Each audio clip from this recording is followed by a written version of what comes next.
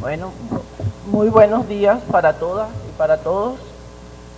Un saludo muy especial a nuestros invitados especiales en el día de hoy, la señora Marianela Ojeda, hija de nuestro prócer, nuestro héroe, Fabricio Ojeda, a quien le damos, por supuesto, la bienvenida. Saludamos a su nieto, quien ha hecho posible pues, la reunión que realizamos en el día de hoy, al José Luis Alcalá Ojeda. Un saludo muy especial para él, al profesor Omar Hurtado, quien nos acompaña en la misa, al profesor Manuel Carreño, que también está aquí con nosotros, y le agradecemos mucho su presencia, a todas y todos ustedes, a mi familia, que también está aquí, a mi esposo, mi hija, Lorena, un saludo para ellos. Muy agradecida por esta invitación de participar en este homenaje que hacemos a un hombre que lo dio todo, que entregó todo por esta patria, que nos abrió un camino, que nos hizo posible que una serie de acontecimientos, de hechos, se sucedieran en el país y abrieran la brecha que el pueblo venezolano aspiraba para lograr su independencia. Eso es algo que debemos recordar hoy de Fabricio Ojeda, quien, bueno, no solamente fue un personaje en lo nacional por la importancia que tuvo dentro de nuestra historia patria, sino que también tuvo una gran vinculación con lo internacional. Y en este sentido quisiéramos abrir un abanico para ver también ese espectro y ese contexto bajo el cual se desarrolló la vida política y la vida humana que tuvo en nuestro planeta un hombre como Fabricio Ojeda. Para ello voy a permitirme remontarnos hacia el año 1958, luego de la caída de la dictadura de Marcos Pérez Jiménez, cuando se realizaron unas elecciones generales, y en esas elecciones generales queda como presidente de la República Rómulo Betancourt, y en esa misma elección queda como diputado por el Distrito Federal Fabricio Ojeda. Es importante destacar que Fabricio fue un militante del Partido Unión Republicana Democrática, y bajo esa fracción urredista fue que alcanza pues un curul en el Congreso Nacional. En ese momento se cumplen hechos importantes, porque el pacto de punto fijo recientemente firmado toma posesión del poder y del gobierno, y por supuesto los cargos de gobernaciones, los cargos más importantes, eran ocupados entonces por aquellos que estaban dentro de las filas de AD, COPEI y URD. Ese hecho también desarrollándose, va insurgiendo en el país lo que se conoció como la lucha armada de los años 60, una década marcada por movimientos fuertes desde el punto de vista político, y que por supuesto esas guerrillas eran las primeras guerrillas organizadas que se hacían en el territorio nacional, y que, bueno, venían muy inspiradas por la triunfante Revolución Cubana del año 59. En ese mismo año, Fabricio Ojeda, quien además de ser político fue un periodista, revolucionario, diputado, presidente de la Junta Patriótica, un gran investigador y estudioso de la independencia de Cuba y de su revolución, la cual fue un gran admirador de la Revolución Cubana, porque la conoció muy bien en los años 60, en los primeros meses de los 60, cuando él tuvo la oportunidad de vivir en Cuba. Sin embargo, este hombre, con todas esas características que estamos viendo, renuncia a su curul, una curul que por supuesto le daba beneficios, prebendas, privilegios, como cualquier curul de diputado en un Congreso Nacional. Sin embargo, la carta de renuncia es una carta que nos marca su compromiso revolucionario.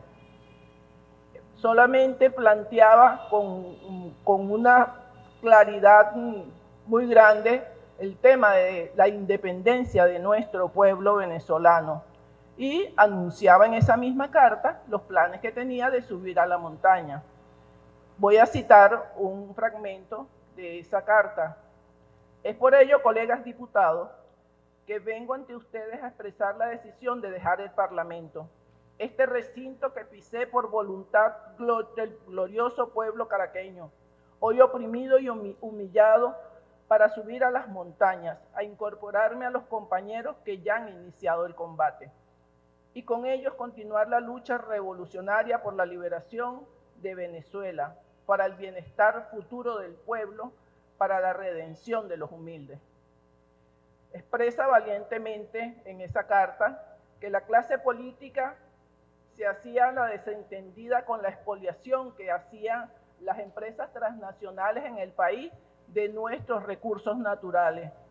Y en ese cuestionamiento señalaba, cito, ningún movimiento político ha llegado hasta ahora a estas realidades, pero lo que es realidad y convicción para algunos es demagogia y politiquería para otros. Una cosa ha sido la prédica política fuera del poder y otra muy distinta, la acción gobernante. Y a cada paso salta a la vista cómo el pueblo, las mayorías hambrientas, miserables y desamparadas, no han sido más que infeliz escalera cuyos peldaños trepan ambiciosos y carreristas. Simultáneamente a todos estos acontecimientos, en Cuba se publica el libro Presencia Revolucionaria de Martí. Es un libro donde Fabricio sintetiza todos los puntos centrales del ideario martiano. Ese concepto de revolución acerca de las relaciones entre España y la Revolución Cubana, estrategias y tácticas políticas, así como el compromiso martiano con el pueblo al presentar ideas en defensa de los indígenas, de los campesinos, del desarrollo económico independiente y de las transformaciones de la educación y la cultura, entre otros aspectos. Por otro lado, tenemos que luego del derrocamiento de la dictadura de Pérez Jiménez, se inicia un periodo en Venezuela de democracia burguesa, de la democracia representativa. Durante los años 60 estuvo muy signada esa etapa por esa lucha armada entre un sector gubernamental subordinado a los intereses imperialistas y un conjunto de sectores revolucionarios convencidos de la necesidad de lograr la definitiva independencia nacional por medio de la construcción del socialismo. En esta coyuntura, a mí me gustaría señalar el papel que jugaron las mujeres, porque también a las mujeres nos han invisibilizado dentro de los procesos históricos y políticos que ha vivido nuestro país. Pero es importante señalar que las mujeres también se incorporaron a la lucha armada, como combatientes y como dirigentes. Muchas de ellas sacrificaron sus vidas y sufrieron torturas y cárcel. Buena parte de nuestras mujeres revolucionarias de la época se organizaron en comités en defensa de los derechos humanos que estaban siendo violados en el país de manera sistemática. Durante todos esos años, las mujeres venezolanas prácticamente postergaron sus banderas de lucha y la defensa de sus derechos por los intereses generales del país. Y esto es importante destacarlo porque en general todo esto siempre se invisibiliza, como ya estoy segura que todos ustedes están conscientes. Es importante además señalar que hubo una estrecha relación política y humana con el comandante Fidel Castro Ruz y con el Che Guevara, y una profunda admiración y respeto por la Revolución Cubana. Fabricio además permitió que se diera un acercamiento entre lo que era el proceso de lucha armada en Venezuela con la Revolución Cubana. Fue un eje fundamental en esa relación, precisamente por esa amistad tan estrecha. Él tuvo el honor de ser nombrado teniente del ejército cubano por parte del propio comandante Fidel Castro. Si hacemos una mirada rápida al proceso histórico que se vivía, había una confrontación permanente entre dos modelos antagónicos, que es el socialismo y el capitalismo. Se enfrentaban por su hegemonía. Y allí se configuró lo que se conoce con el nombre de Guerra Fría entre Estados Unidos y la Unión de Repúblicas Socialistas Soviéticas como grandes protagonistas de esa confrontación. En ese contexto es que Fabricio Ojeda aborda los asuntos internacionales, estableciendo y manteniendo relaciones con diversas organizaciones y partidos políticos de izquierda que luchaban por la liberación nacional de sus pueblos. En los países latinoamericanos sostuvo relaciones con países como Brasil, Argentina, Uruguay, Paraguay, México. Sostuvo relaciones además con todos los países pertenecientes a la Unión de Repúblicas Socialistas Soviéticas, con China, mantuvo también una relación, y con los países pertenecientes a la Magreb. Previamente a todo esto, tenemos que Fabricio Ojeda participó en la clausura del Congreso Latinoamericano de Juventudes que se realizó en La Habana a pocos meses de haber triunfado la revolución en ese país. En esa ocasión intervino en nombre de todas las juventudes latinoamericanas. Fue un congreso antiimperialista, fue un congreso solidario con la revolución bolivariana y con todos los procesos políticos que se venían dando en América Latina. En ese hecho tuvo mucha importancia la intervención en el acto de clausura de Fidel Castro, cuando Fidel anuncia la nacionalización de las empresas transnacionales que estaban radicadas en Cuba. A su vez anuncia el comienzo de la segunda independencia cubana, como la llamó José Martí, y además Fidel habla de la segunda independencia de Cuba y del nacimiento del socialismo. Creo que es un hecho de mucha trascendencia. Lamentablemente, y creo que los enemigos conocían la importancia del desarrollo político que venía teniendo Fabricio Ojeda, y a los 37 años acaban con su vida. Un día 21 de junio de 1966, en los calabozos del Servicio de Información de las Fuerzas Armadas, aparece ahorcado. Y las autoridades dicen que se trata de un suicidio. Es hasta el 15 de noviembre del 2012 cuando sus restos fueron exhumados del Cementerio General del Sur por la Unidad de Criminalística contra la vulneración de los derechos fundamentales del Ministerio Público, para entonces esclarecerse las causas de su muerte. Podemos afirmar que toda la historia relacionada con la vida de Fabricio Ojeda fue invisibilizada por 4 décadas.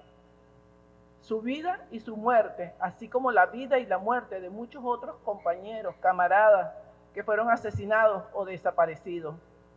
La represión que se vivió durante esos 40 años pretendió ocultar el proceso político de lucha armada que se vivía en el país y las luchas de nuestro pueblo, las luchas populares en defensa de los derechos humanos, que se vulneraron de manera sistemática contra todos los sectores que tenían una voz disidente, contra el gobierno nacional y el poder alternado entre AD y COPEI. De esta era oscurantista se pudo salir con la llegada del comandante Chávez. Expuso los acontecimientos, expuso los hechos, expuso los personajes que la gran mayoría de los venezolanos y las venezolanas de las nuevas generaciones desconocían. Es una época muy dura en los años 60, cuando se manipulaban las informaciones por los medios de comunicación social, cuando se exponía al escarnio público los nombres y los rostros de aquellos combatientes que eran capturados, cuando realmente usaban a nuestra gente, a nuestro pueblo, como carne de cañón ante cualquier situación de defensa que se hiciera de los derechos de estos revolucionarios idealistas que luchaban por nuestra patria.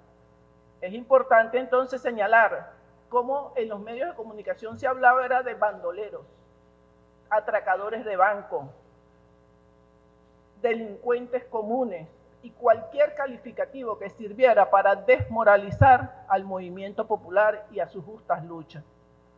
Este proceso vindicativo que vivimos hoy de nuestros héroes y heroínas tuvo un día importante que fue el 23 de enero del 2017, cuando fueron exhumados los restos del Cementerio General del Sur de Fabricio Ojeda y fueron honrados y trasladados al mausoleo del Panteón Nacional de Caracas por decreto presidencial de Nicolás Maduro. Y hoy reposa en ese lugar. ¿Qué queremos? ¿Qué buscamos? Buscamos justicia, queremos justicia. Los pueblos siempre necesitan la justicia para alcanzar la paz.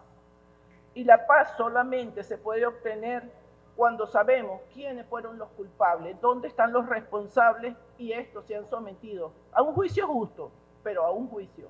Que se diga qué fue lo que hicieron y cuál es la sanción que se les debe imponer, la sanción que les impone un pueblo que está harto de tanto silencio. Por eso hoy hacemos de este día un pedimento que consideramos importante, porque es un pedimento histórico.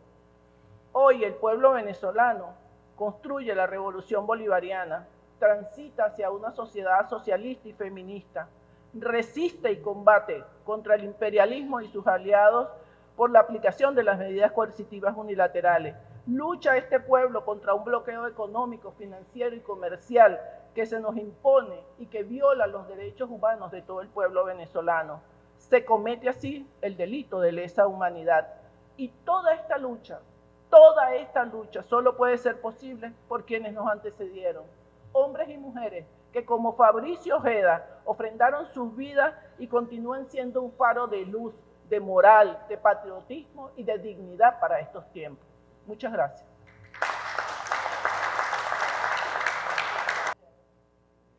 Buenos días.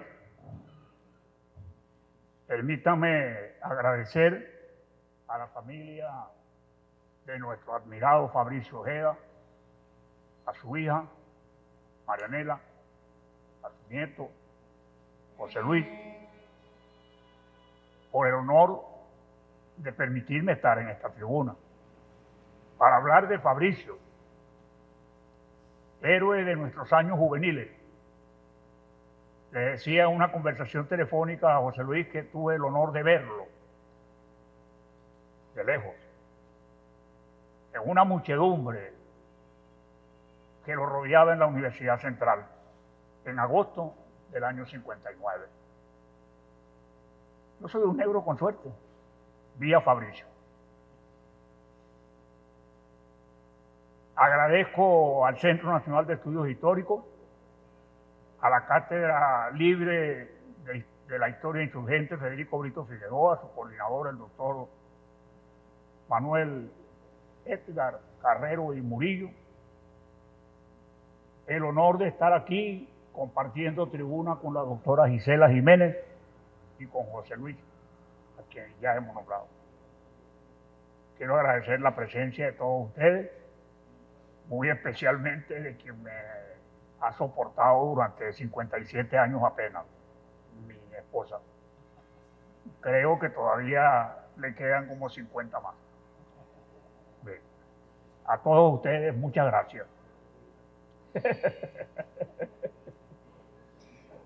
Hoy nos corresponde hablar de un hecho coyuntural.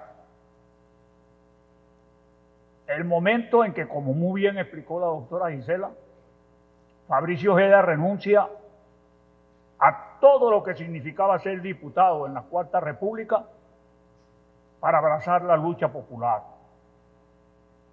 En esa ocasión, en esa carta que citó la doctora Jiménez, la parte motivacional nos inspira. Y Fabricio dice: me corresponde cambiar la comodidad por las miasmas más fétidas del campamento y los goces suavísimos de la familia por los azares de la guerra. ¿Por qué un diputado de la Cuarta República, insistimos, toma esa decisión. Porque Fabricio había nacido, lo dijo la doctora también,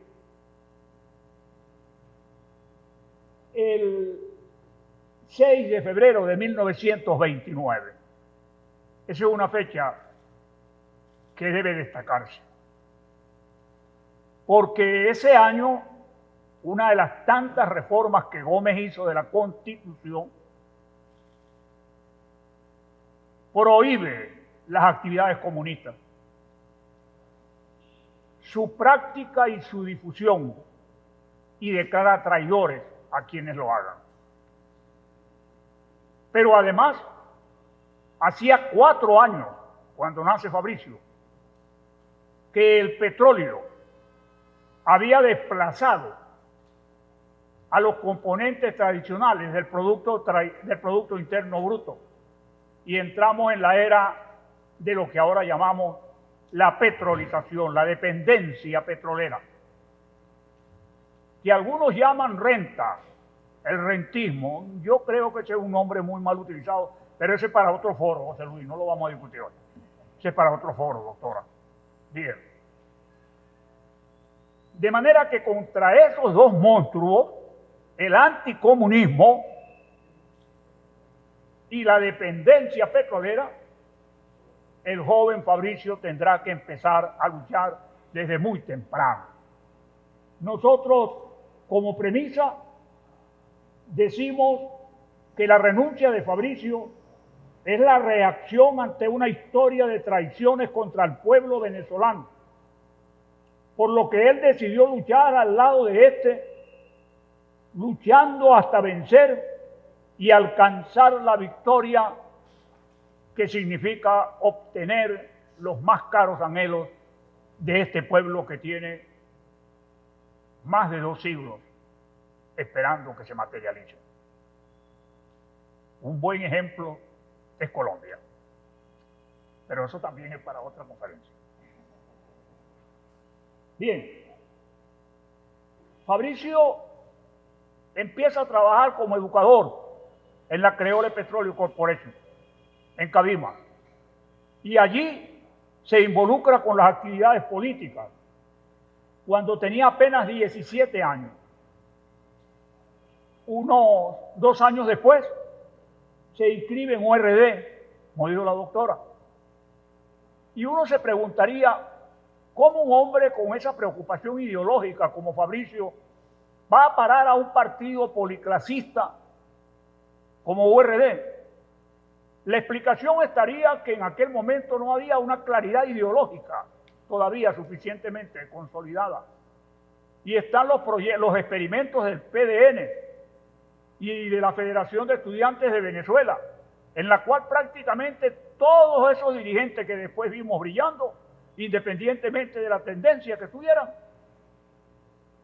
cerraron filas.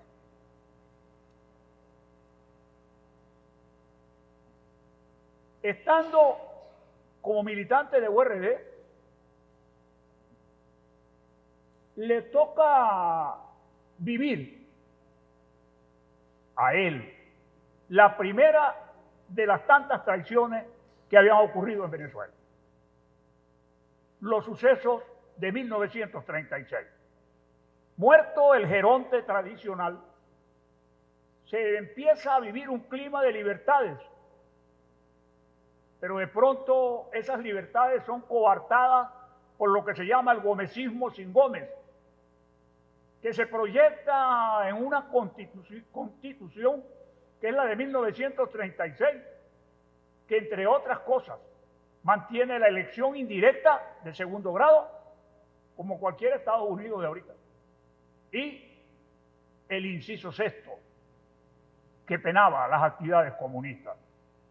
Se dan grandes luchas, pero se produce el reacomodo de las élites y pasamos a lo que el padre de la socialdemocracia venezolana llama el quinquenio socarrón, y sin resolver ninguno de los problemas de fondo, sino creando una especie de colchón para amortiguar el seguro social, el Banco Central, las políticas de vivienda, no se atienden a las conquistas populares. Esto da lugar a los sucesos de 1945-1948. Cuando se está reacomodando el ordenamiento institucional, ocurre el golpe de Estado. Y como todos los golpes de Estado en este país, lean la carta de los que custodiaban al capitán general Emparan y encontrarán con las diferencias del caso que hacen los mismos reclamos que hace lo que se llamaba la Juventud Militar Patriótica en 1945. Esta Junta Militar Patriótica viene conspirando y como reconoce este mismo señor en su obra cumbre, Venezuela, Política y Petróleo, le ponen en bandeja de plata a un pequeño partido con tesis radicales el gobierno en sus manos. Y entonces ocurre que hay una gran diferenciación entre la acción democrática doctrinaria, representada, por ejemplo, por las tesis de Leonardo Ruiz Pineda, o el verbo social de Andrés Eloy Blanco, y la acción democrática gobernante. Y eso no lo está diciendo Marutao Rayuxen, eso lo dice don Mario Briceño Iragorri, después del golpe de Estado, cuando en una carta que dirige al director de una prestigiosa revista mexicana que había sacado un remitido de intelectuales deplorando el golpe contra Gallegos, don Mario Briceño Iragorri le dice: el 24 de noviembre del 48 no fue una embriaguez provocada por la oficialidad, porque detrás de los militares estaba una gruesa voluntad popular que pedía un cambio en la manera de gobernar y de administrar el país. El trienio 45-48 se caracteriza por un profundo sectarismo, por un profundo exclusionismo, por una profunda preponderancia de una sola tendencia. Eso es bueno decirlo para quienes están diciendo que aquí se está hablando de pensamiento único. ¿Bien? Y viene el golpe del 24 de noviembre, que para nosotros, sin ninguna especulación, es hijo directo del 18 de octubre. Lo que ocurre el 24 de noviembre de 1948 es simplemente la continuación de lo que había ocurrido el 18 de octubre de 1945, cuando los militares deciden deshacerse de un socio incómodo. Y entonces viene la década de la dictadura, y en esa década de la dictadura es el momento en el cual Fabricio Ojeda, que se había graduado de periodista, ¿verdad?, empieza a actuar y establece contactos con los sectores más radicales de Acción Democrática. Por ejemplo, Simón Sáenz Mérida, pero que estaban dentro del país haciendo oposición. Con el Partido Comunista, los que estaban dirigiendo la oposición en el país. Por supuesto, él era militante de Unión Republicana Democrática.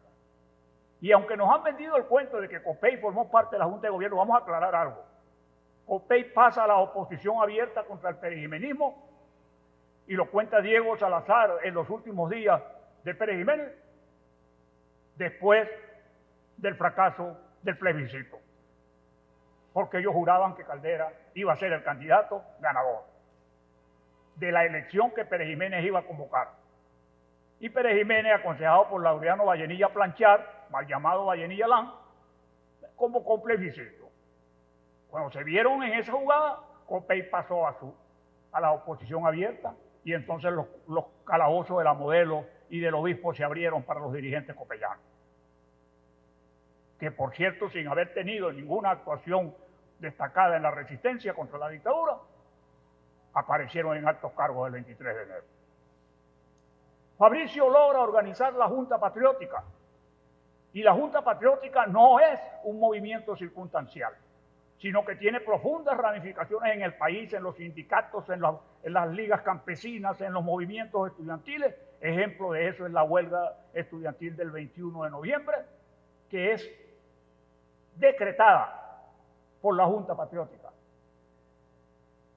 y lo cuenta una heroína de esa época, nuestra conocida Chela Vargas, cuando los compañeros se oponían a salirse de las clases, a plegarse al paro universitario, le decían, es una orden de la Junta Patriótica. La dictadura se burlaba de la Junta Patriótica, que sacaba remitidos contundentes denunciando los atropellos de un gobierno que se caracterizó por la obra material y la represión. No sabemos en cuál de las dos se lució más. Lo que sí podemos decir es que no alcanzó los laureles que logró la democracia representativa, por lo menos en el campo de la represión, en el cual la democracia representativa nos dejó más muertos, más presos, más perseguidos. Ahí está el informe de la verdad, que ustedes pueden ver. Cae la dictadura, finalmente. Apenas la dictadura se burlaba de los remitidos de la Junta Patriótica, diciendo es una guerra de papelito. Los que hacen la guerra de papelito. Pero nunca se imaginaron quién era el que encabezaba la Junta Patriótica. Nunca se lo imaginaron, porque era reportero de Palacio y obtenía las informaciones de primera fila, de primera mano, de primera fuente. Y entonces ocurre, y a Fabricio le toca vivirlo en carne propia, ocurre la segunda traición que él vivió, la traición del 23 de enero. Podemos ejemplificarlo de una manera muy sencilla. Ninguno de los que estuvieron conspirando contra Pérez Jiménez formaron parte de la estructura de gobierno. Caso único, o por lo menos muy raro en el mundo, ¿Quiénes formaron parte? Los militares. Los militares, ahí están los papeles publicados, por ejemplo, en Historia Gráfica de Venezuela. Los militares que firmaron la carta constitutiva de la Junta de Gobierno que derrocó a Rómulo Gallego, aparecen en la Junta de Gobierno que derrocó a Pérez Jiménez. Los empresarios. Se da el caso de un empresario que había sido un gran beneficiario de la dictadura y que fue a formar parte de la Junta de Gobierno para cobrar una deuda de 4 millones de bolívares que tenía la Junta Militar, la dictadura con él. Ahí están los papeles, no estamos inventando nada. Y como faltaba un quinto miembro, bueno, llevó a su consultor jurídico para que formara parte de la Junta que surgió. Blas Lamberti, sí, amigo de José Luis. No, pero está preguntando por él. Muy bien. Entonces, el 23 de enero lo que hubo fue simplemente un reacomodo de poder. Y el reacomodo de poder se ve por una manera muy sencilla. Nosotros hablamos mucho del pacto de punto fijo, pero nos olvidamos que ese es ¿cómo diríamos? Un toque de decencia de quienes lo suscriben.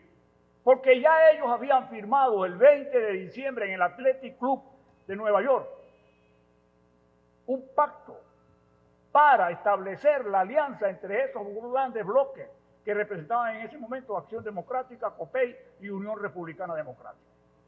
Pero no fue un pacto cualquiera, fue un pacto prestigiado por la presencia de Nixon Rockefeller, por la presencia del subsecretario de Estado para América Latina y por la presencia de la intelectualidad latinoamericana representada, por ejemplo, por Germán Arciniega. Ahí están las fotos, no estamos inventando nada. Entonces le dio como el prurito de venir a decir que se habían puesto de acuerdo en Nueva York y se reunieron en la casa de Caldera, que se llamaba Punto Fijo. Y ahí ocurren dos cosas que a nosotros los de izquierda nos fascina vivirlo repitiendo. Primero, que excluyeron al Partido Comunista. Eso es embuste. Eso es embuste, con el perdón de los comunistas que estén aquí. Rómulo Betancourt había venido en un giro progresivo de desmarque con el Partido Comunista desde 1935. Desde 1935. Y el mismo 20 de diciembre, él temprano había ido a una reunión en el Departamento de Estado como para recibir las mismas instrucciones, como los referees de boxeo, que le dan los últimos consejos al boxeador antes que salte al ensogado. Entonces, eso es embuste. No fue excluido en el pacto de punto fijo. venía excluido del pacto del Athletic Club y había sido progresivamente separado por Betancur de las luchas políticas. Y lo segundo es que no es ningún triunfo de la democracia. No es ningún triunfo de la democracia. Los que han leído La muerte de Honorio lo saben. Honorio es la unidad, que muere precisamente el 23 de enero cuando el papá dice, yo no tengo ningún hijo que se llame Honorio. Ustedes lo han leído, ustedes son gente muy culta, muy leída, y por eso estoy hablando en esos términos. Entonces, no hay ningún triunfo de unidad. Se va dando la estrategia que Acción Democrática había concebido. Mientras la izquierda y los sectores populares tomaban las calles y gritaban por la unidad, Acción Democrática iba desarrollando su labor de cooptación de los sectores, sobre todo fuera de las grandes ciudades. Y Betancur lo dice, déjenle a Caldera la universidad, déjenle a Jóbito la tribuna, vámonos nosotros para la provincia y para el monte. Y no fue de allí donde ganó Rómulo. Rómulo perdió en las grandes ciudades, pero ganó en la provincia y ganó en el campo. Esa es la estrategia. Y entonces cuando hablaban de unidad, los que más hablaban de unidad eran los adecos. Adecos que no habían estado en la resistencia. ¿Entiendes? Y entonces llegó URD y viendo que pasaba el tiempo y no había candidato, lanzó a Larrazábal. Y le dijeron, no, pero así no se puede. Nosotros queremos hacer la unidad y ustedes vienen y lanzan un candidato. Y llegó Copey también, y como cosa rara, no sé, por primera vez en la historia de Copey lanzaron a Caldera. Y entonces yo, bueno, ustedes no creen en ninguna unidad. Los únicos que creemos aquí en la unidad somos nosotros. Y ahora estamos obligados a lanzar un candidato. ¿Y quién era el candidato? El que había recorrido la provincia, el que había recorrido los campos, era el único adeco a quien la militancia reconocía. Que iba a reconocer a Simón Sáenz Mérida, que iba a reconocer a Domingo Alberto Rangel. Imposible. Esa es la estrategia, eso fue lo que ocurrió en 1900. ¿Cuál es el gobierno que viene? Bueno, el gobierno que precisamente, cuyas instrucciones ha recibido Rómulo de su seco, ¿no? Un gobierno que empieza por devaluar el bolívar, por aumentar el desempleo, por incrementar la represión. Y no es cierto que el país se violentó con la guerrilla, no es verdad. El país se violentó con producto de las políticas de Acción Democrática y específicamente de Rómulo Betancur. Porque mientras el país todavía creía en la unidad, mientras todavía el país creía que este era un gobierno que iba a resolver el problema del desempleo, Rómulo reprimió las manifestaciones de desempleados y ahí está el testimonio de los muertos y heridos que hubo en septiembre de 1959 en la Plaza La Concordia. ¿Bien? Mientras el gobierno hacía esto, Fabricio trataba de intervenir dentro de URD para que URD se diferenciara de esa política perversa. Pero evidentemente no lo iba a lograr.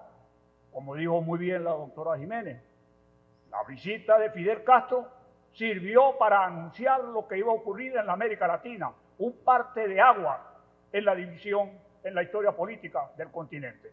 La Revolución Cubana sirvió en aquel momento, como hoy sirve la Revolución Bolivariana, para llamar las cosas por su nombre.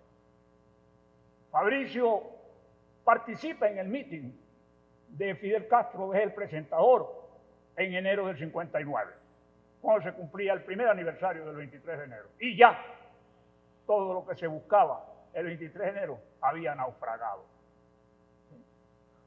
Por supuesto, la figura de Fidel está impactante. Fabricio recibe una invitación para ir a Cuba. Va al año siguiente, está 4 años, como muy bien explicó la doctora. Perdón, 4 meses, está 4 meses. Y regresa impactado por lo que significaba la Revolución Cubana en aquel momento. Porque resulta que el Fabricio que va a Cuba ha conocido, lo dijimos, los efectos del anticomunismo. ha conocido el efecto perverso del Tratado de Comercio con los Estados Unidos. Y interviene entonces en la Cámara el 2 de febrero para pedir que se denuncie y se renuncie al Tratado de Reciprocidad Comercial con los Estados Unidos, porque no había ningún tratado de reciprocidad, sino que la parte gruesa era para las transnacionales y la parte delgada era para el país. ¿Sí? Por supuesto, la mayoría oficialista niega eso. Cuando Fabricio regresa de Cuba, ¿verdad?, dice, URD no puede, lo dice Maiquetía bajándose del avión, URD no puede ser responsable de actitudes ajenas e indiferentes a los intereses del pueblo. El partido está obligado a renovarse y a salirse de la tripartita de gobierno. Por supuesto, canto en el desierto. URD no le hizo caso. Llegamos entonces a hechos como el de la promulgación de la Constitución de 1961, que por supuesto fue firmada y puesta en ejecución el 23 de enero de 1961, pero con una condición. En el momento de firmarla, el presidente firmó, luego de promulgarla, firmó el decreto de suspensión de garantías políticas y de garantías económicas. Por si acaso, las garantías económicas en el país estuvieron suspendidas desde ese momento hasta que llegó Hugo Chávez. Por si acaso. Ese es uno de los daños grandes que hizo Chávez, restituir las libertades económicas. ¿Sabe cómo era Chávez, el perverso? Fabricio escribe ese día en la prensa y dice, el 23 de enero del 58 representa en nuestra historia política una decisión, un sentimiento, un espíritu nuevo, un deseo irrenunciable de ser libres y vivir en paz como corresponde a los altos ideales y elevados propósitos revolucionarios. Mientras el presidente está suspendiendo las garantías constitucionales, él está escribiendo esto en la prensa. Luego, Fabricio, entendiendo que no está logrando nada con esa lucha que está dando desde el Congreso, desde la prensa, sin embargo, vuelve a escribir, ¿no?, cuando se acentuaba el hecho ese de que los adecos fueron como los Borbones, ni aprendieron ni olvidaron. Llegaron en el 58, en el 59 igualito como estaban en el 45 y en el 48. Y entonces dice Fabricio lo siguiente: de nada está más urgida la nación en 1961, por si acaso, estamos en el 2021. De nada está más urgida la nación que de la unidad. Ustedes dirán si eso era solo para ese momento. De nada está más urgida la nación que de la unidad de los venezolanos para luchar contra el enemigo de siempre. Para luchar contra el enemigo de siempre. Ahora hay algunos que están descubriendo que somos, después de Petro y Francia Márquez Mina, queremos reivindicar su segundo apellido, están descubriendo que somos vecinos de Colombia. El enemigo de siempre, que no es Colombia, que no es Brasil, que no es Guyana, es el imperialismo. ¿Sí? Y un joven de 36 años, 30 años, 32, lo estaba descubriendo y estaba alertando sobre eso. De nada está más urgida la nación que de la unidad de los venezolanos para luchar contra el enemigo de siempre. Y de nada está más necesitado el país que de una convivencia estructural. Una convivencia estructural que alimente la recuperación democrática. Qué curioso, se está firmando la nueva Constitución, que es hija directa de la Constitución del 47, que establece, por ejemplo, la representatividad y el artículo 5. El poder reside en el pueblo que lo ejerce a través de sus representantes. Qué democracia tan profunda esa, ¿no?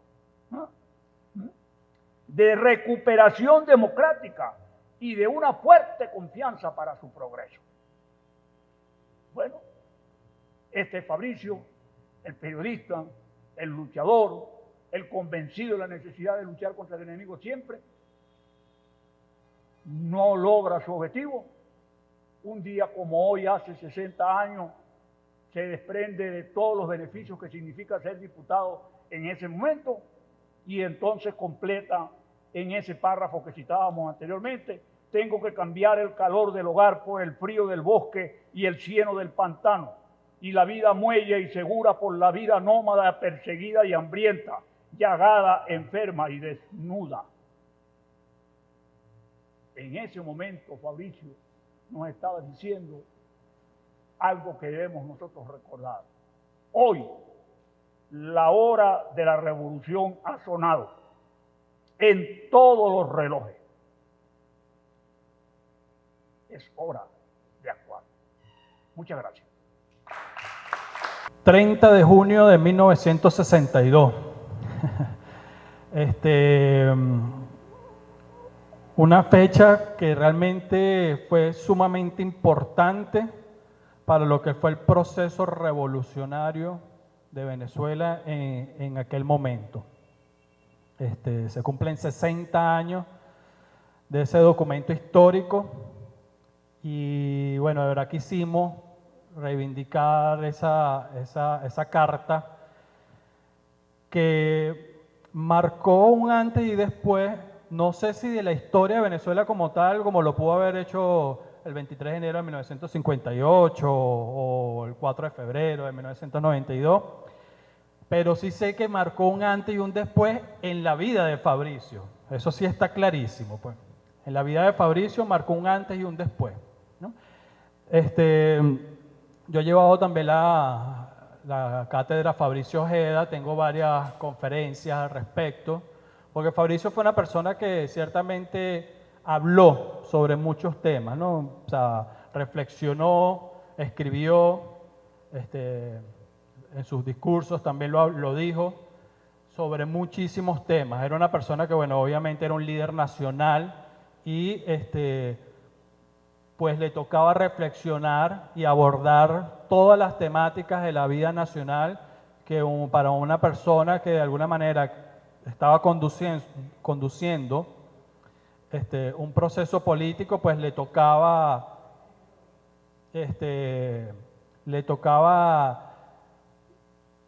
ir de fondo a todas esas temas, circunstancias, problemáticas que a un país le corresponde, pues.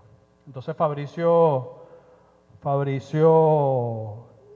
habló sobre muchísimas cosas, tenía un pensamiento obviamente político, un pensamiento económico, un pensamiento militar, un pensamiento bolivariano, hay que decirlo muy claramente, porque Fabricio fue un profundo bolivariano, conocedor de la historia nacional e internacional, un pensamiento anticolonial.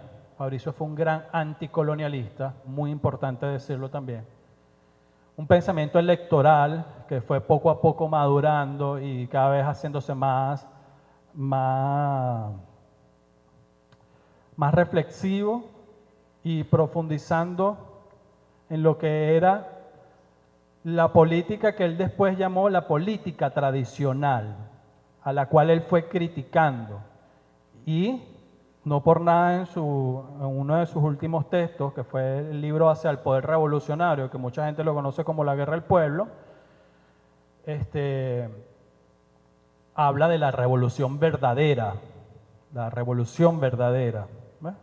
Y no la llamada revolución permitida, que era la que representaba o la que los dirigentes de aquella época de la política tradicional era justamente la llamada democracia representativa, ¿ves? Y él rompe con eso, él rompe con eso que ahora con la Constitución de 1999 rompimos con la democracia participativa y protagónica. Fabricio ya lo criticaba desde esa época, ya promulgaba, ya proponía una democracia participativa, porque rompía con la democracia representativa. también rompió con el tema de lo que era todo el reformismo, muy importante decirlo también, o sea, por eso revolución verdadera, y por eso renuncia al Congreso, porque entiende justamente que esa, por lo menos para ese momento, ¿verdad?, que se estaba viviendo todo ese contexto nacional e internacional, especialmente el internacional, que ya vamos a hablar un poco sobre eso, rompe justamente con ese reformismo. Pues él decía que ya estar en una Cámara de Diputados ya no necesariamente era la manera, ¿verdad?, para lograr las transformaciones necesarias que el país requería.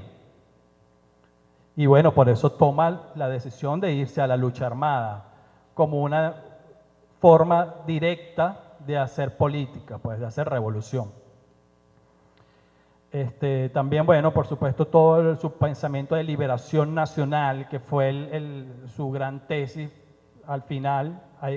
Mucha gente a veces no entiende un poco cuál fue la ideología verdadera de Fabricio, la ideología política, ¿no? Porque siempre se considera, obviamente, dentro del lado del ámbito de la izquierda, pero siempre hay varias variantes, pues, o varias aristas de lo que es la izquierda, ¿no? Incluso en esa época hasta la misma socialdemocracia se consideraba como parte de la izquierda, y por eso llega a formar parte de la Internacional Socialista incluso. Y bueno, Fabricio como tal obviamente sí fue una persona de izquierda, sí fue un socialista, aunque ese no era su proyecto principal. Su proyecto principal siempre fue, al final de su vida, la liberación nacional. ¿De acuerdo? Pero él lo dice en su libro, que el primer libro que le pone a leer la gente de URD fue Introducción a la Política de Harold Laski, que es un filósofo comunista, pues.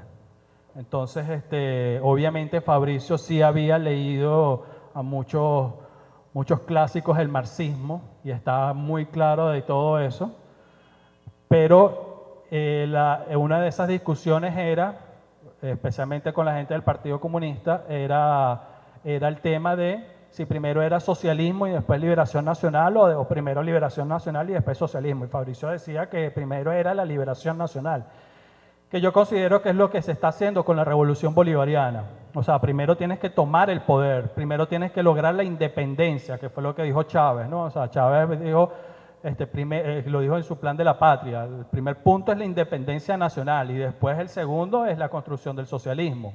Entonces, porque si no logras la independencia política, económica, militar y cultural, jamás vas a poder hacer el socialismo, que en este caso tampoco es, y esto hay que dejarlo muy, muy claro, también hay que derribar ciertos mitos, así como dijo el profesor que eso es embuste. Yo también quisiera decir que mucha gente cree que la tesis de fundar o unir lo que es el pensamiento de izquierda revolucionario con el pensamiento bolivariano es una idea original de Hugo Chávez o el MBR 200, etcétera, etcétera. Esto viene de al menos desde 1935, 36, con gente como Salvador de la Plaza, que ya de alguna manera tenían esos debates con Gustavo Machado y con otros compañeros del Partido Comunista, donde, bueno, el Partido Comunista de alguna manera siempre fue de la línea de la Unión Soviética, pues, ¿no? De la línea del Soviet. Y Salvador de la Plaza y muchos otros compañeros ya hablaban de un socialismo venezolano, tomando las raíces de Bolívar, de Zamora, etcétera, y Salvador de la Plaza fundó un partido que era el Partido Revolucionario de Venezuela, que luego después Fabricio, al final de su vida, y junto con otros compañeros de la lucha armada, pues fundan el Partido Revolucionario de Venezuela. Eran las mismas siglas, pero diferentes, ¿no? Pero era la misma concepción, que era unir el marxismo-leninismo con el pensamiento bolivariano, de Simón Rodríguez, incluso el indigenismo y todo ese tipo de factores, pues. Eso también hay que dejarlo muy claro.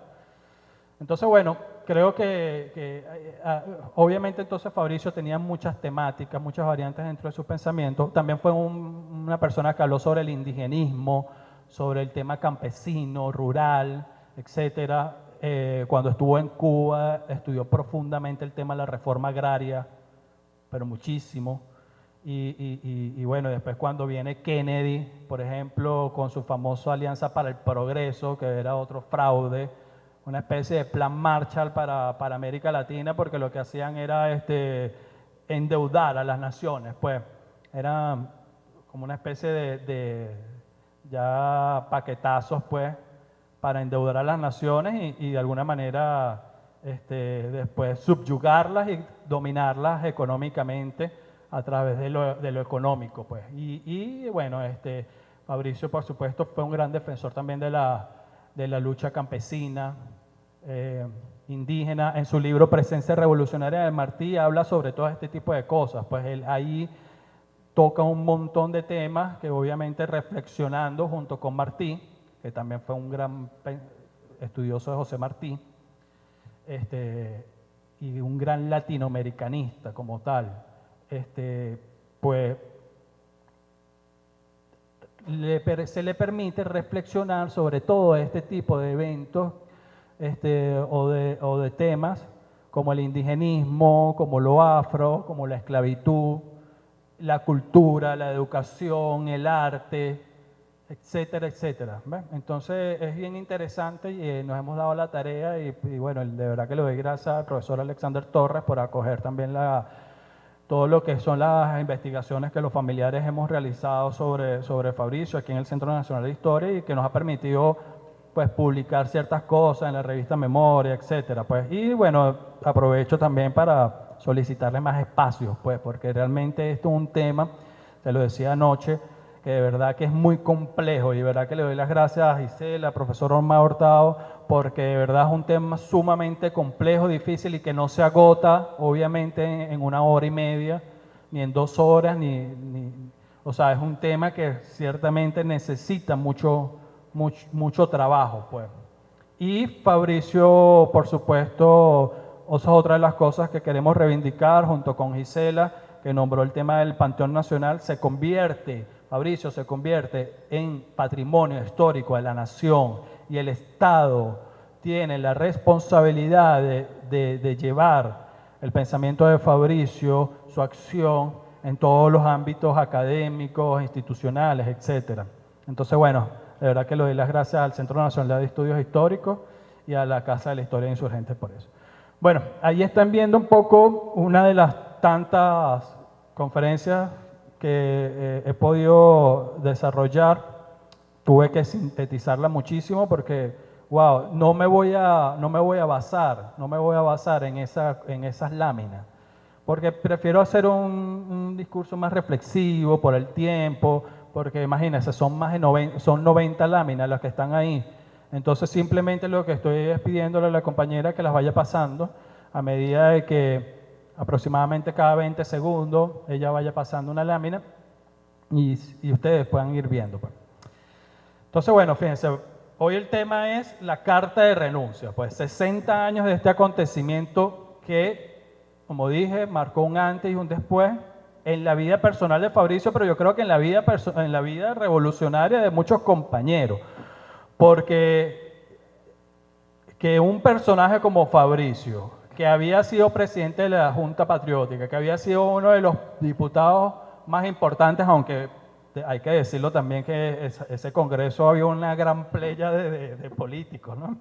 Muy, muy famosos, y que de todas las tendencias, pues, pero Fabricio ciertamente era uno de los que más resaltaba, y que él haya renunciado fue un hecho que realmente, o sea, fue muy bien acogido dentro del movimiento revolucionario para ese momento y especialmente para los compañeros, los jóvenes que estaban en la montaña, pues, en la lucha armada.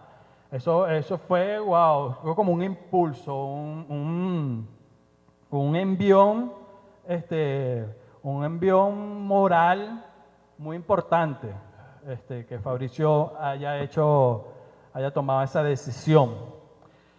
Pero bueno, fíjense, la carta de renuncia obviamente es una bisagra entre dos momentos importantes de Fabricio, que es el diputado y es el guerrillero, que esa es otra etapa que lamentablemente no se conocen. Estas dos etapas son las que lamentablemente no se conocen mucho, que son la del diputado y el del guerrillero, que es a las que yo me quiero dedicar.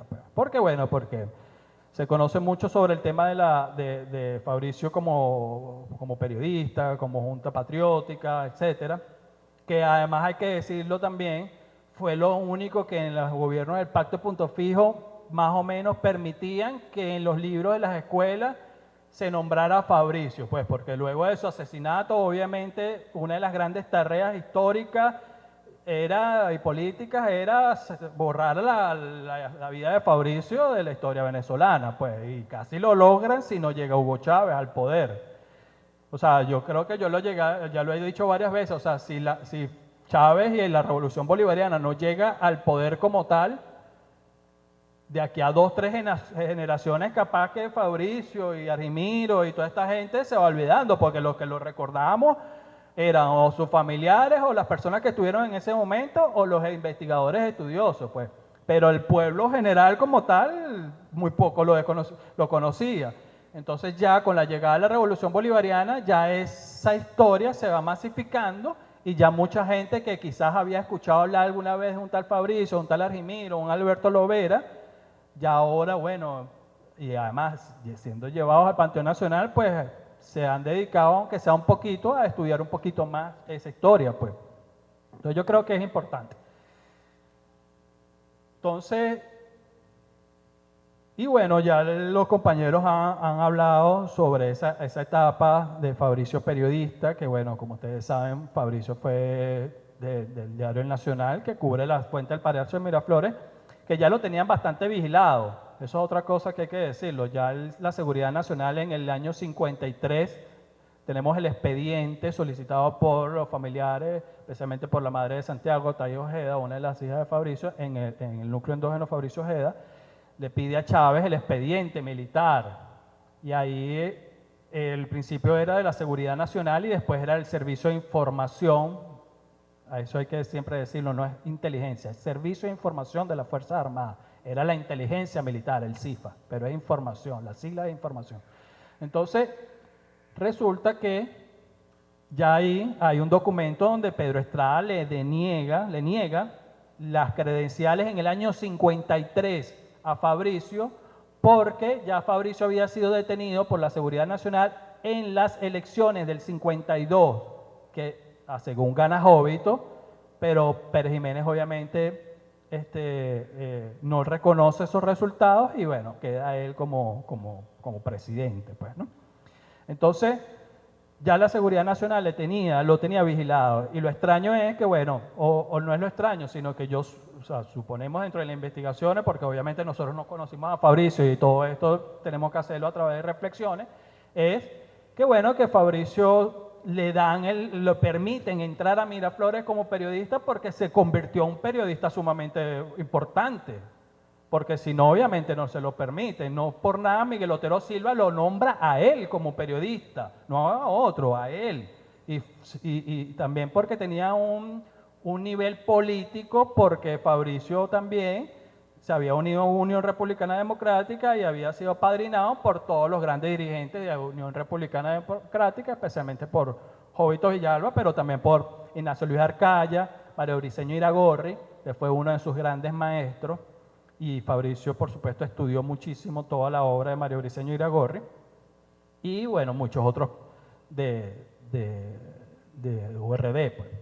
Entonces, bueno, Fabricio, por supuesto, presidente de la Junta Patriótica, logran derrocar a Marcos Pérez Jiménez y ese año 58, hay que decirlo, fue un año bastante convulso, pues, o sea, hubo los intentos de regresión militarista, especialmente de Castro León y otros, que fueron repudiados por el pueblo y por los partidos políticos, y no fue fácil ese año 58, ¿de acuerdo? Se hacen las elecciones y bueno, queda presidente Betancourt y Fabricio diputado, pues, y se crea ese nuevo Congreso. Ahora bien, todo esto hay que marcarlo en un contexto nacional e internacional. Esto hay que decirlo muy claramente. Y esa ha sido la intención de invitar a estos, vamos a decirlo así, 2 cuartos bates, como Gisela, como Omar, a los cuales me honro de verdad por estar compartiendo con ustedes este panel. Y es que, o sea, en el contexto internacional en el que se estaba viviendo en esa época, primero, antes de la Segunda Guerra Mundial, porque después de la Segunda Guerra Mundial sabemos que viene la Guerra Fría, pues, que fue lo que explicó Gisela, el contraste entre los dos modelos. Pero previo a eso, estaban ya todo el tema de los movimientos de liberación nacional, de independencia de las colonias, porque hay que recordar que Europa se abroga, vamos a decirlo así, el poder de tomar, invadir y colonizar África y Asia, especialmente a finales del siglo XIX. De allí que José Martí decía, como dijo Gisela, en ese evento de la Clausura Latinoamericana de Juventud, donde Fabricio estuvo, que se habló de la segunda independencia, pero eso no lo dijo Fidel, eso lo había dicho ya José Martí, porque acuérdense que Cuba se independiza de España, pero luego viene una neocolonia que es Estados Unidos, y Martí habla de una segunda independencia por eso, ¿ves? Entonces, para nosotros en América Latina era nuestra segunda independencia, porque nos habíamos independizado en el siglo XIX de Europa, pero después vino la neocolonia de Estados Unidos. Pero para estos países de Asia y de África era su primera independencia. Y luego de la Primera Guerra Mundial y también de la Segunda Guerra, comienzan estos procesos de independencia que son muy importantes dentro del contexto de la vida de Fabricio, porque como les comentaba, Fabricio, su proyecto, que era el de las Fuerzas Armadas de Liberación Nacional, el de las guerrillas, era justamente ese, la liberación nacional. ¿De qué? De una colonia.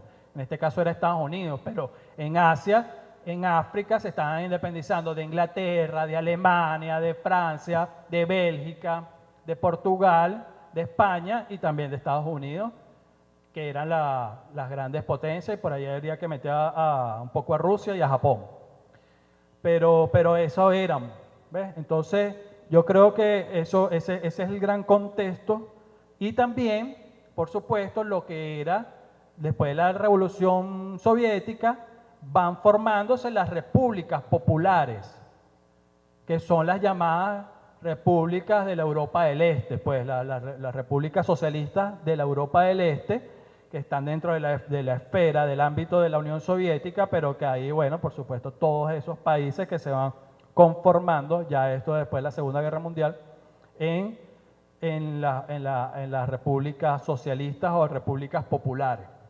Entonces, pero en esos movimientos de independencia de Asia y de África, por supuesto, bueno, la guerra de Corea, la guerra de Vietnam, o sea, todo eso estaba ahí, No solamente fue la Revolución Cubana, era todo ese ambiente bien caldeado que estaba ahí, y que por supuesto eso, en América Latina también hubo muchas guerrillas, no solamente en Cuba y en Venezuela. Entonces eso también hay que decirlo. Y también hay que decir que obviamente en América Latina había un proceso de la doctrina de seguridad nacional que firma,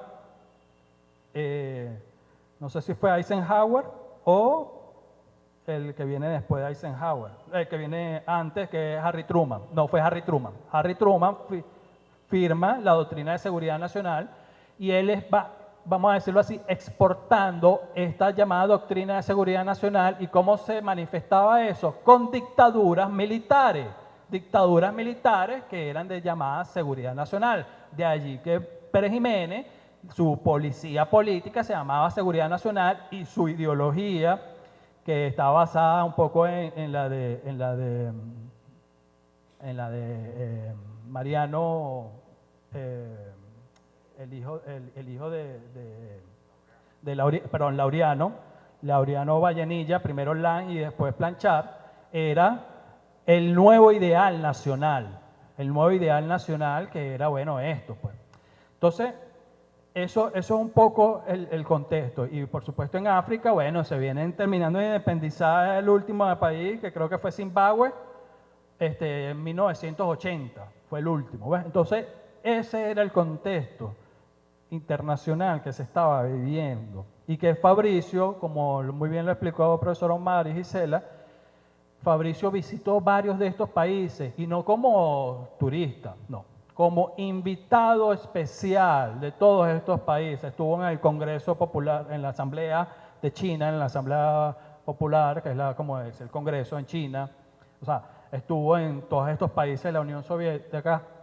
Pero hay un dato muy poco conocido, porque Fabricio participa dentro del Congreso Latinoamericano de Juventudes, que lo citaron por acá en 1960 como invitado de honor por Fidel, porque Fabricio era, vamos a decirlo así, el mejor amigo de Fidel Castro, pues, en América Latina. Era el Chávez del momento.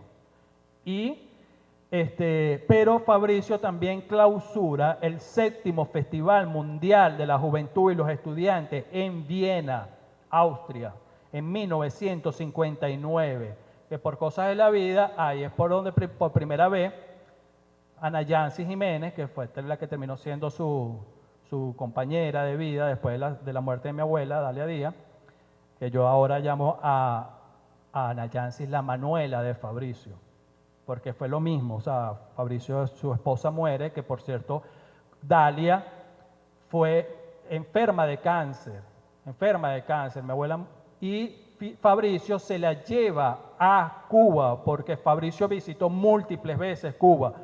Fue invitado el 1 de mayo de 1959 en Cuba para el Día Internacional del Trabajador.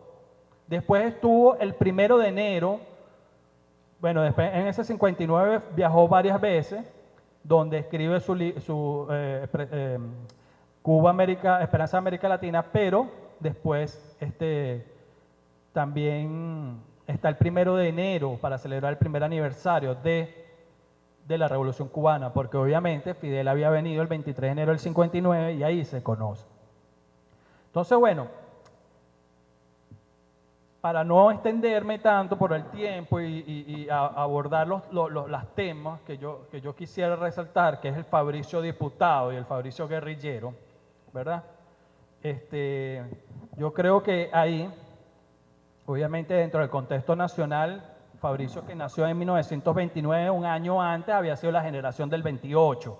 Eso también hay que decirlo, porque o sea, él se ve muy influenciado por muchos de los que participaron en la generación del 28, uno de ellos, el papá de Ana Yancy Jiménez, que es José Tomás Jiménez Array, que fue de la generación del 28, y por supuesto Jovito Villalba y muchos otros. Pues. El profesor Omar Hurtado hizo varios puntos, que fue el tema petrolero, que yo creo que eso es algo muy importante, ¿verdad? Dentro del contexto nacional, las llamadas huelgas del 36, del 50, etcétera. Y Fabricio, como diputado, habló mucho sobre el tema petrolero, ¿verdad? Yo quiero una síntesis, porque Fabricio habló muchísimas cosas dentro del Congreso, pero poderle compartir algunas de los temas más importantes. Fabricio, como diputado, ¿verdad? Su primer tema que reflexionó fue sobre la llamada política internacional que estaba llevando Venezuela. Primero, ya había ciertas diferencias entre Betancourt con la Revolución Cubana, ya desde el mismo 59, ¿okay? Que ya después eso se va a recrudecer, etcétera, etcétera y tal. Pero ya habían ciertas situaciones. Y Fabricio ahí también denuncia lo que eran las políticas injerencistas del dictador Rafael Leónidas Trujillo en las políticas internas de Venezuela, porque ahí habría que decir que en ese momento esas ideologías o no estaban muy claras, o no sé qué sucedía, porque a Betancourt todavía gente como Rafael Leónidas Trujillo lo consideraba prácticamente como comunista. Y hay documentos del expediente de Fabricio donde militares, hay colocan que era un movimiento como antifascista, fascista, perdón, ultranacionalista de militares que eran anticomunistas y que colocan a Betancur, a Fabricio, a todos como comunistas, pues.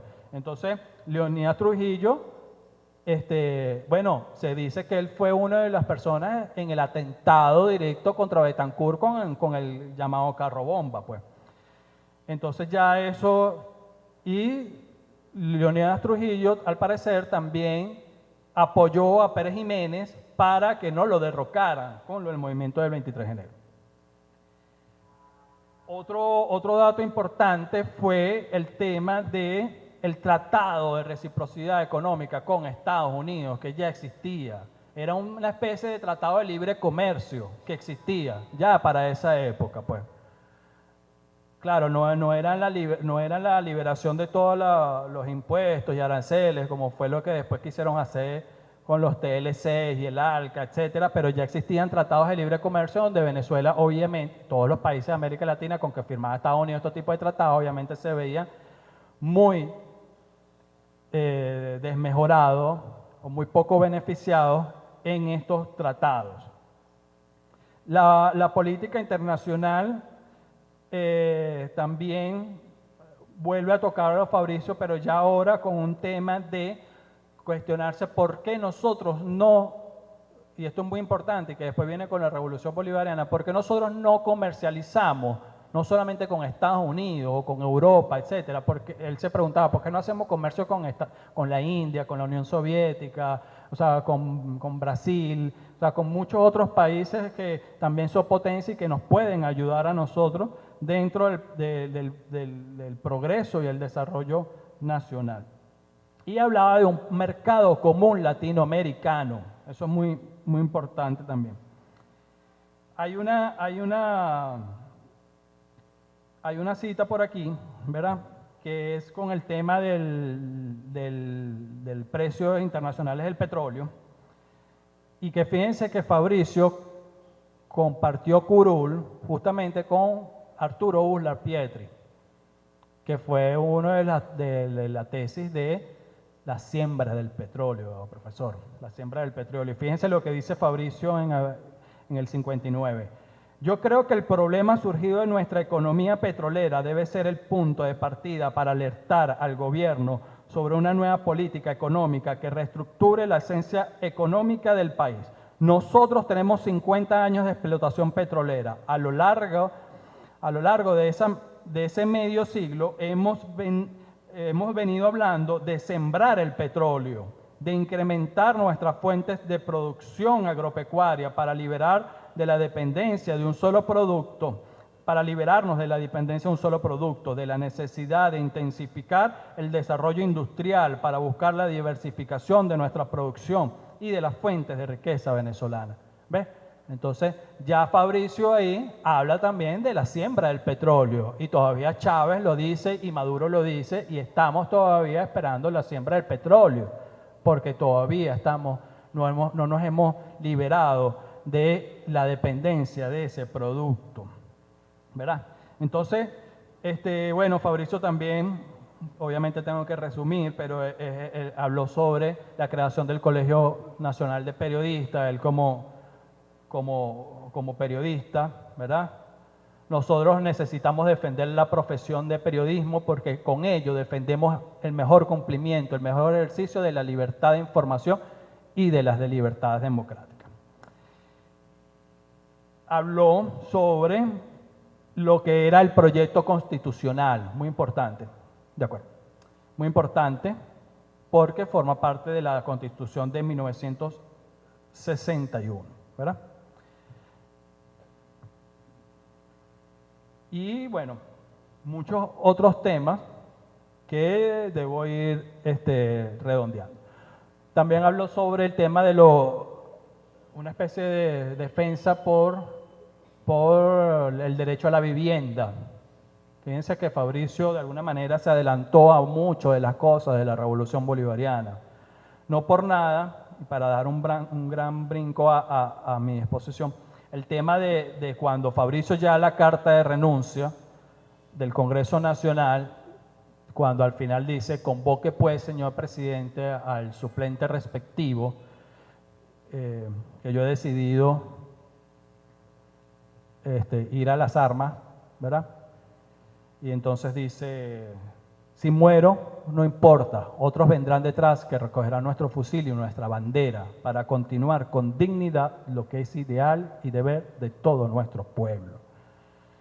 Y cuando una vez Chávez lee esa final de esa carta, se queda así, Chávez reflexionando y dice, y humildemente me incluyo dentro de los que vinimos después de Fabricio y tomamos su fusil y tomamos su bandera, y con esa bandera estamos haciendo la revolución bolivariana.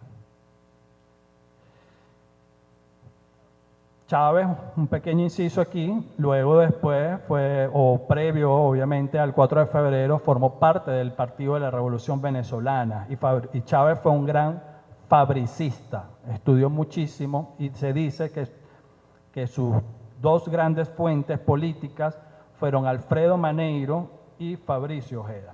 Bueno, hay que hablar sobre la guerrilla, ¿verdad? Entonces, bueno, obviamente aquí, yo lo he dicho varias veces, comienza la etapa más importante de la historia de Fabricio, porque Fabricio renuncia a todo, y hay que decirlo muy claramente, no solamente renunció al Congreso, sino también renunció a su partido político, ORD, por grandes diferencias, por su participación en el Pacto de Punto Fijo, en todo lo que fue esa situación con el gobierno, aunque el URD criticó muchas cuestiones del gobierno, incluyendo a Mario Briceño Iragorri, a Ignacio Luis Arcaya, que fue canciller de Betancourt, y no firmó el Tratado de Expulsión de Cuba de la OEA. Yo creo que, bueno, ahí comienza la etapa más importante de Fabricio. Y Fabricio, bueno, funda su Frente Alberto Rudas Mesones, que fue un niño de 16 años que fue asesinado en una de estas manifestaciones y que después su cuerpo o su ataúd fue secuestrado por la DIGEPOL. Imagínense ustedes la barbaridad que existía en aquella época. Y así eso sucedió en varios casos. Entonces, él queda capturado, lo enjuician junto con otros 120 guerrilleros de la época, ¿verdad? Y aquí después se fuga de la cárcel de Trujillo. Y aquí es donde realmente consideramos nosotros que comienza la etapa más importante de Fabricio y menos documentada, porque resulta que Fabricio escribió una gran cantidad de cartas y documentos, artículos de opinión, ensayos, libros, etcétera, ¿verdad? Exponiendo su proyecto político, ¿verdad? Y ahí, en ese proceso es cuando comienza la llamada viraje de ciertos sectores del Partido Comunista, del MIR, hay que aclararlo y decir que no era toda la militancia de esos partidos, sino alguna dirigencia que ya estaba detenida, presa por Betancourt, por los alzamientos de que también se cumplen 60 años, ahorita en el 2022, de Carúpano y Puerto Cabello, que Fabricio los hace mención en su carta de renuncia. Entonces, Fabricio se escapa justamente con varios compañeros de Carupanazo, ahí de Trujillo. Y ahí comienza su etapa más importante. ¿Por qué? Porque en esta situación de que algunos querían pacificarse y otros no, por supuesto que Fabricio estaba dentro de los que no se quería pacificar. Y ahí comienza una diatriba bastante importante dentro del movimiento de izquierda y por supuesto gente como, por ejemplo, Guillermo García Ponce, que había sido uno de los mejores amigos de Fabricio, periodista, ambos junta patriótica, ambos diputados, etc. Guillermo, al principio que fue un defensor de la lucha armada, después es uno de los que se va pacificando, junto con Teodoro Pecós, Pompeyo Márquez, Gustavo Machado, que de alguna manera tampoco es que promulgaba mucho la lucha armada, pero eran los de la tesis de la pacificación. Y en el MIR estaba básicamente pues, Domingo Alberto Rangel, que también había sido uno de los propulsores primero de la lucha armada, pero después ellos, según su reflexión, ellos concluyen que la lucha armada en Venezuela había perdido vigencia por varias razones. Primero, la cantidad de muertos, represión, etcétera, y detenidos y muchas otras situaciones, pero que también ellos decían que militarmente habían sido derrotados, lo cual este otro sector llamado de la línea dura argumenta que no era así, pues que todavía había posibilidades. Dentro de ese grupo estaba Argimiro, Fabricio, Luben Pekov, el hermano de Teodoro, Gregorio Lunar Márquez, Juan Vicente Cabeza, Douglas Bravo, Flaco Prada, Felipe Malaver y muchos otros compañeros. Y bueno, mujeres también, hay que decirlo, ¿no? Mujeres. Entonces, bueno, ya concluyendo, ahí ellos fundan el PRB, una división del Partido Comunista, que fue una idea de Fabricio y de estos otros compañeros, y le dan el rango de presidente de Frente de Liberación a Fabricio.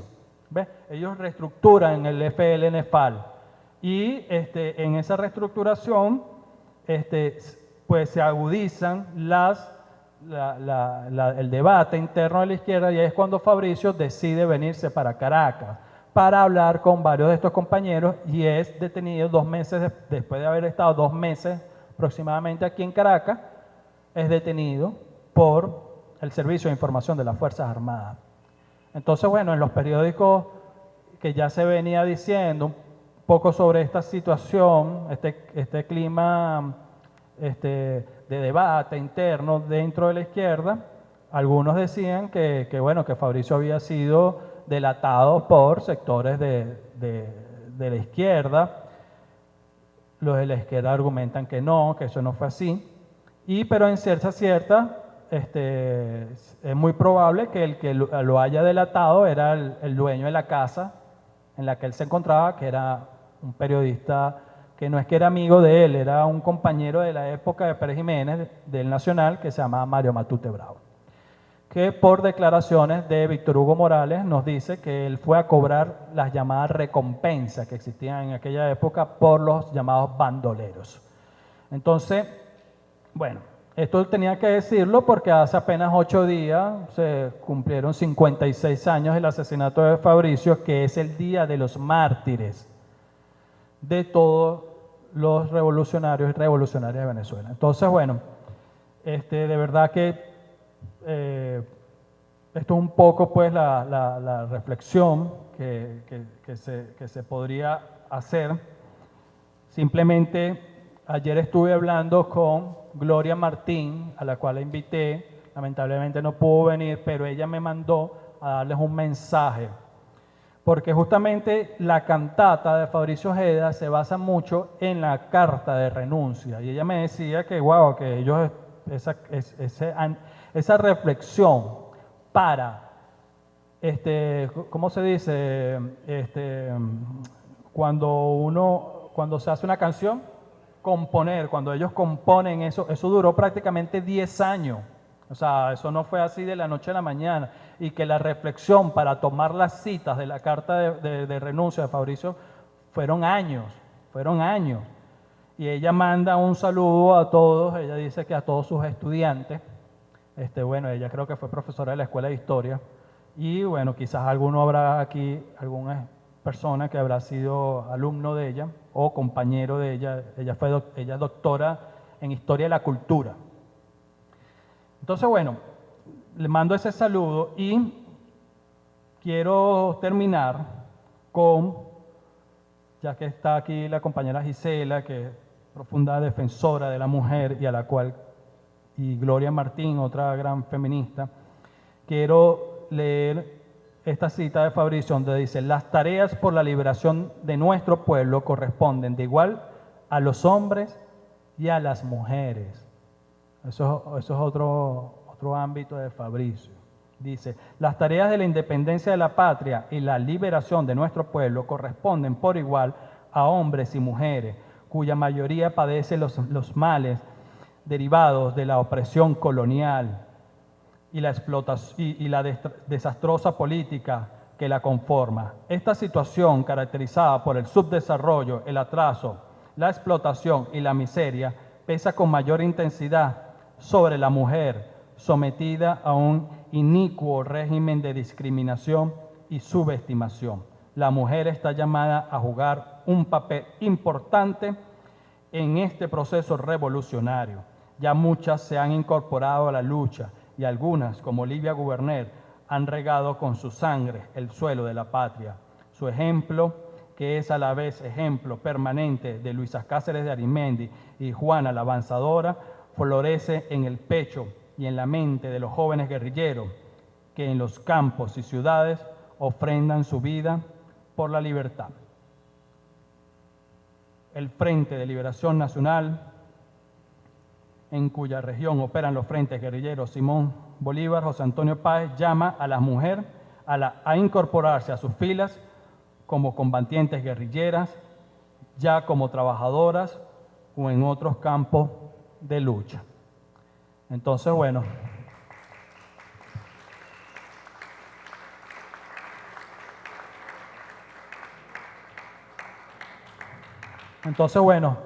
obviamente esto es un tema sumamente extenso y que hay que cerrar, pero de verdad, bueno, muy agradecido y reitero la oportunidad, pues, para que nos sigan dando espacio a los familiares de Fabricio. Santiago también es un gran conocedor de todo este contexto internacional, nacional, de la vida de Fabricio. El video que vimos forma parte de su autoría.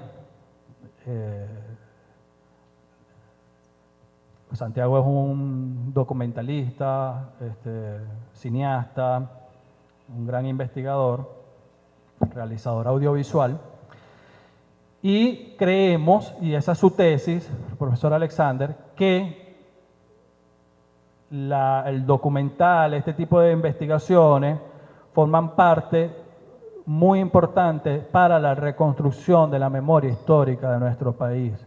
Por eso, de verdad, me gustaría, no sé si ustedes se conocen, pero que se conocieran para que les pudiera dar también una oportunidad para que pudiera colaborar dentro del Centro Nacional de Historia, dentro de sus investigaciones y trabajos para la conformación de esta memoria de la historia insurgente.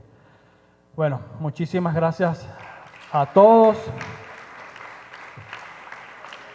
Cierro junto con Gloria, ¿verdad? Y la carta de renuncia, ¿verdad? Lo que era, hacemos las armas contra los asesinos de estudiantes, de obreros, de campesinos. Y en fin, y Gloria me dijo, y dilo bien duro, para que la aurora de la libertad y la justicia resplandezca en el horizonte de la patria. Muchas gracias.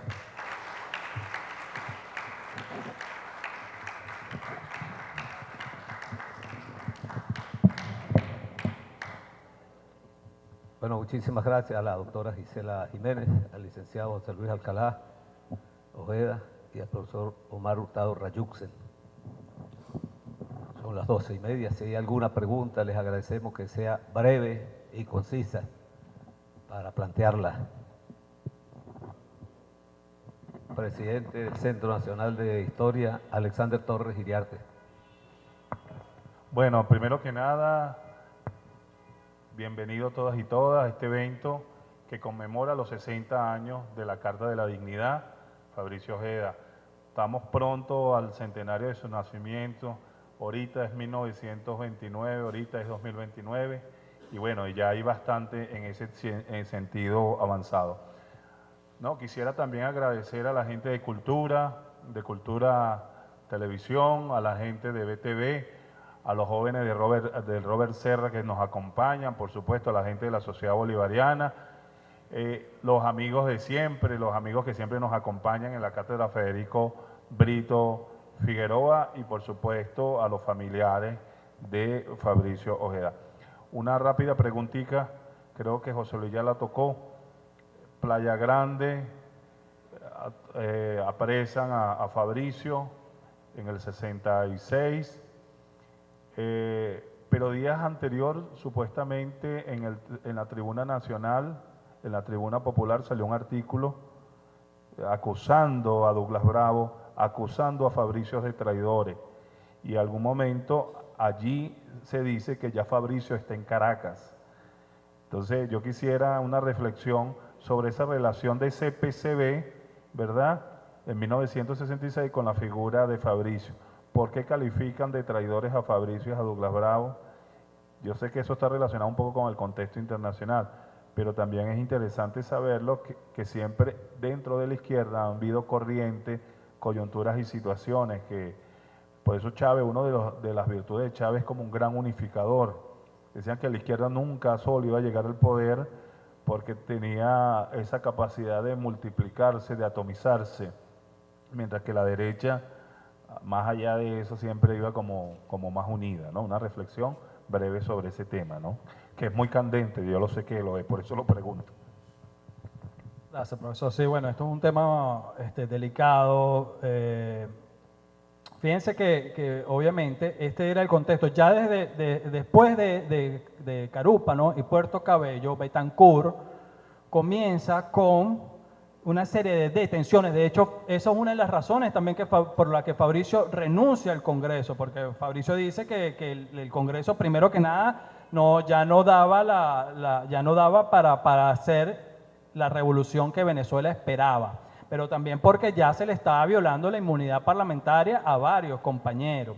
Y habían sido detenidos muchos de estos compañeros. Y el buró político del PCB estaba completamente en el San Carlos, que era Gustavo Machado, Jesús Faría, Teodoro Pecó, Pompeyo Márquez, Guillermo García Ponce y Pedro Ortega Díaz. Algunos de ellos eran más de propulsores al principio de la lucha armada, porque hay que recordar que el Partido Comunista hace un congreso, creo que fue el tercer congreso del Partido Comunista en el año 61, donde pues definen definitivamente lo que era la lucha guerrillera como método político. Y el MIR, por supuesto, también. Ahí en el cuartel San Carlos está detenido Domingo Alberto Rangel y Simón Sáenz Mérida. Entonces, ya en el 64, 65, comienzan a surgir estas tesis de que la lucha guerrillera en Venezuela ya había perdido vigencia, según estos compañeros. Pero otros compañeros, especialmente Argimiro fue un gran defensor de la lucha armada, Fabricio, pero especialmente Argimiro y Fabricio. Y por supuesto ahí se suma Douglas Bravo. Entonces ellos, al saber esto, el Partido Comunista comienza también a expulsar a varios compañeros, y entre uno de estos compañeros que expulsan es a Douglas. Fabricio escribe una carta larguísima dirigida al PCB solamente por el tema de la expulsión de Douglas Bravo. Pero ya ellos le habían escrito al PCB diciéndole que ellos necesitaban reestructurar las Fuerzas Armadas de Liberación Nacional. ¿Por qué? Porque muchos de sus comandantes, muchos de sus frentes guerrilleros necesitaban una reorganización. Y dentro de porque el comandante supremo de la FAL era Juan de Dios Moncada Vidal, un militar. Y Jesús Teodoro Molina Villegas, otro militar, también formaban parte de la comandancia, pero muchos de estos compañeros comenzaron también a sumarse a la línea de pacificación, o algunos también simplemente decepcionados, pues renunciaron a la guerrilla y muchas situaciones. También hay que recordar, y esto es muy importante, que el Partido Comunista se regía mucho por la línea del Soviet.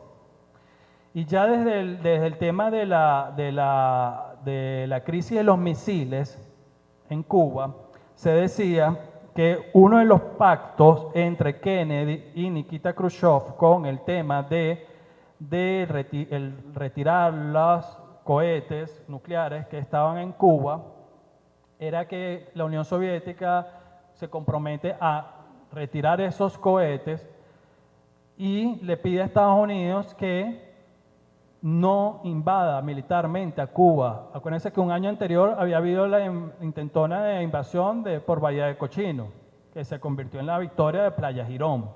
¿Ves? Entonces, ese contexto estaba ahí.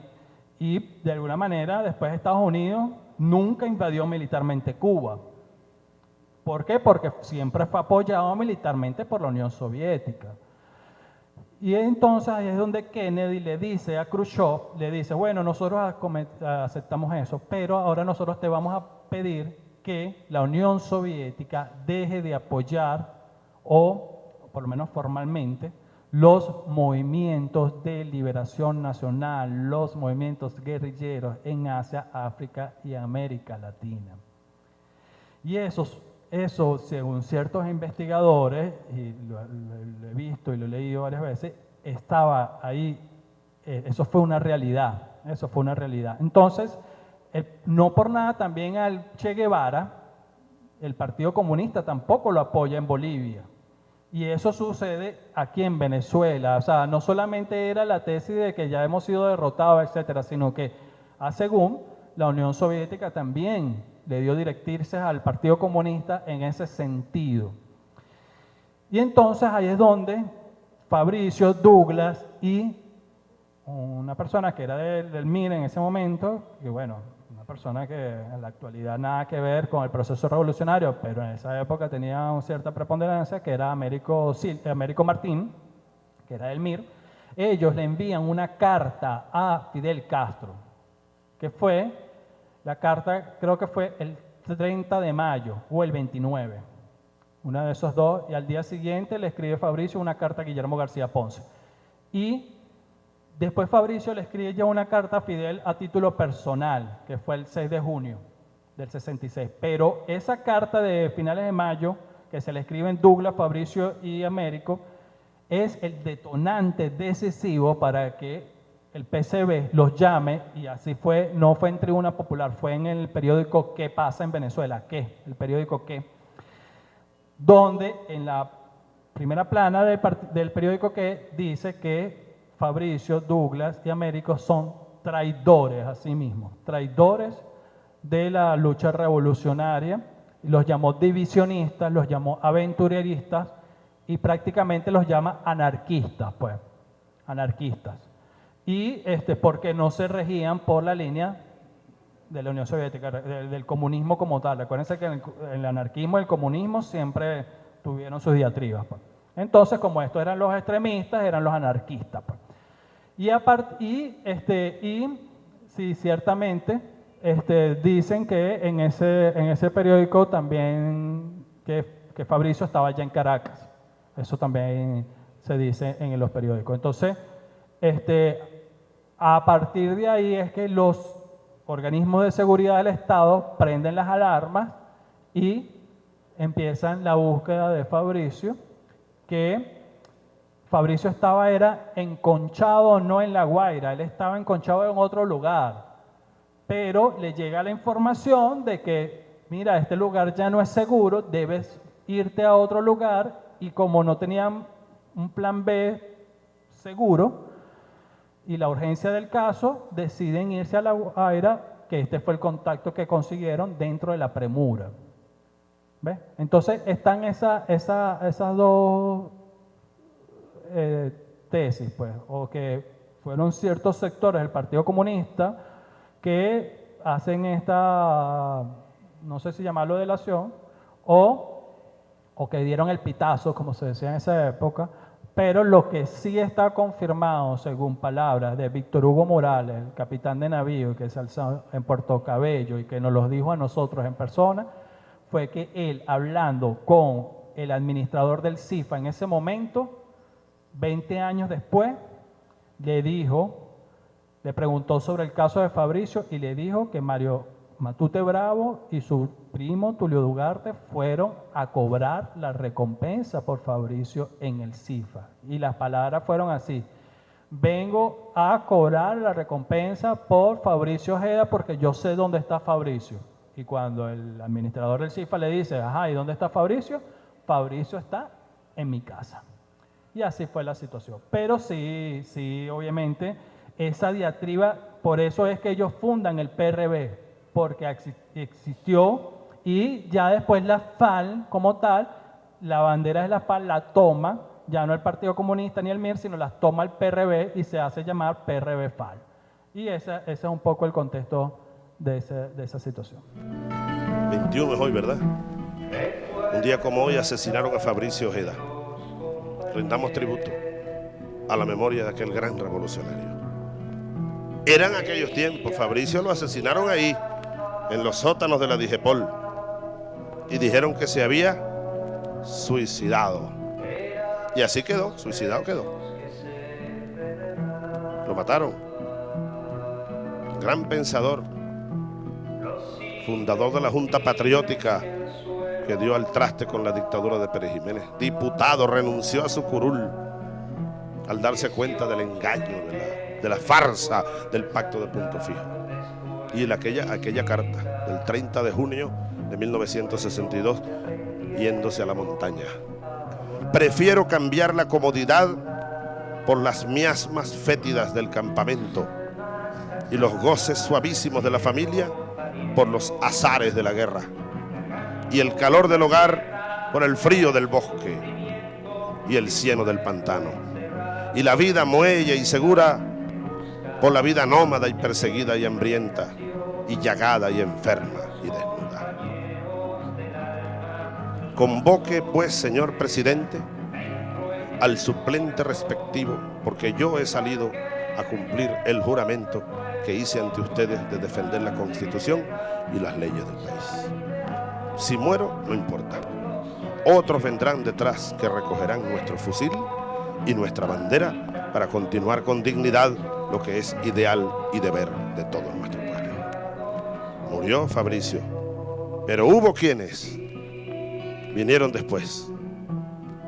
Humildemente me incluyo. Quienes vinimos después y tomamos el fusil que había que tomar y tomamos la bandera, esta bandera nuestra.